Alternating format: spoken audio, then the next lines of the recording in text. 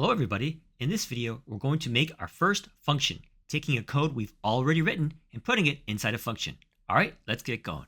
If you remember from last time, we coded the sorting hat from Harry Potter.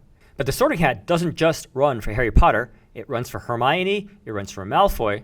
And so the question is there a smart way to do this so I don't have to copy and paste my code every time I run the code?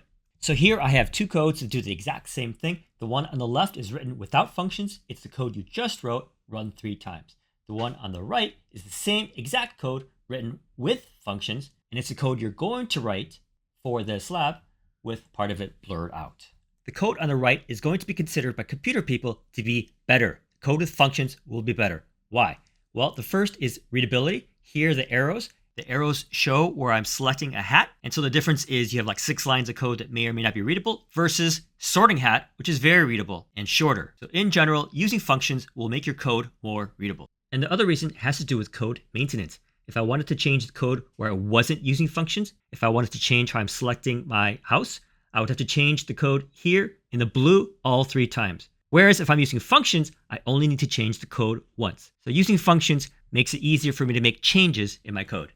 You may remember the same concept from Corel. Here I have 2 codes, one where I've used custom blocks with my turn right custom block.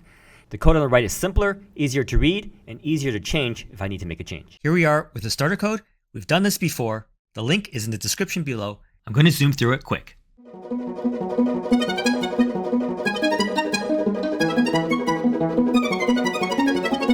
So let's get started on the lab. The first instruction says to create a function sorting hat with no parameters and no returns. So this you'll want to be automatic. When I'm creating a function, I'm always going to do the same thing. I'm going to do a def, the function name, parentheses, and colon. So again, def, function name, parentheses, colon. You'll want that to be automatic. Step 2, put your entire sorting hat code into this function, including the import random. So I'll pull up the sorting hat code now. So again, it wants me to put this entire code into my function.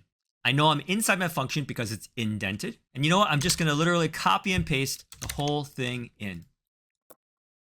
And you may be asking at this point, why are we having you do this? And the reason we're having you do this is because historically, using functions, this is where students get messed up and screwed up all over the place.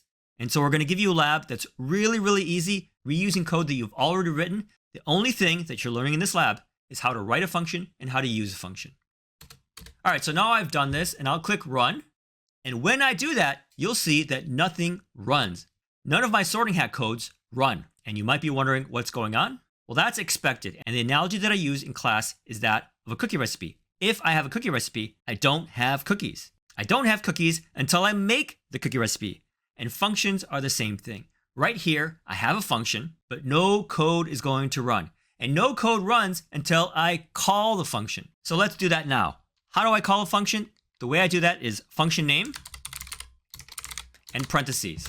Again, how do I call a function? Function name, parentheses. So now I'm going to run the code.